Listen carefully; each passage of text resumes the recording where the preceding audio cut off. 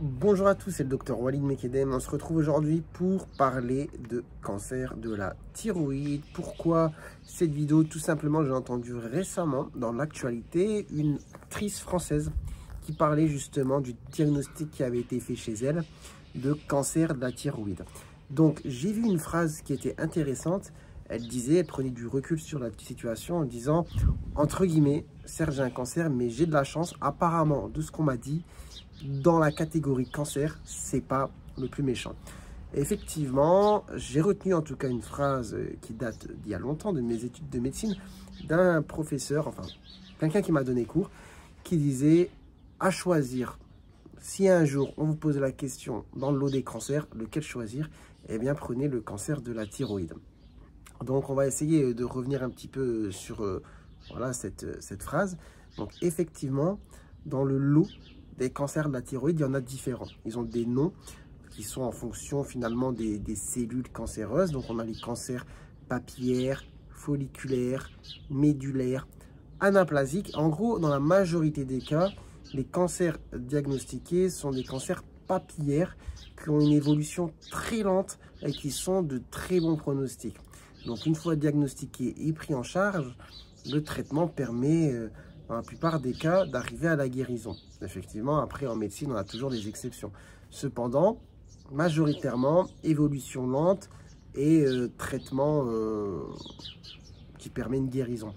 Donc maintenant, vous allez me dire, bah, finalement, le cancer de la thyroïde, comment on fait un petit peu le diagnostic? Quels sont les symptômes qui permettent justement d'y penser?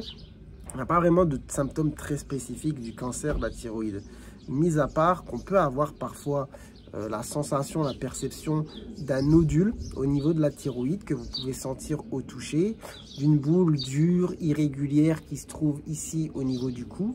On peut avoir parfois la modification de la voix, une voix enrouée, mais finalement, souvent, on va avoir aussi un diagnostic qui va se faire sur une imagerie. On va faire une échographie ou un scanner pour autre chose et on va percevoir des nodules au niveau de la thyroïde. Alors, il faut savoir que les nodules au niveau de la thyroïde, c'est très fréquent et que dans 95% des cas, ils sont bénins. Dans 5% des cas, on va avoir du coup parfois le diagnostic de cancer qui va être posé. Cependant, pour arriver au diagnostic, il faut faire un petit prélèvement, donc ce qu'on appelle une cytoponction. Et ce n'est pas parce que vous avez des nodules qu'on va vous faire une cytoponction. Ça dépend un petit peu de leur forme, de leur taille, de s'ils sont hypervascularisés, etc. Enfin bref, des critères vraiment sur l'échographie. En fonction du critère du nodule, on fait la ponction ou pas. Et après, avec le résultat de la cytoponction, on peut être amené à poser le diagnostic de cancer. Et du coup, si on est sur un cancer, comme je l'ai dit précédemment, il va y avoir voilà, des choses qui vont être mises en place, une opération, un traitement pour justement guérir.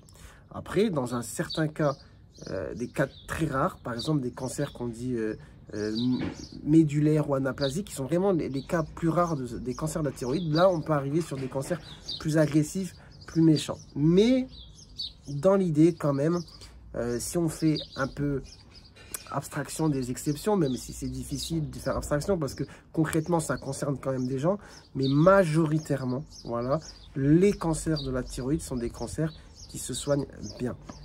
Donc voilà un petit peu aussi ce qu'il faut retenir.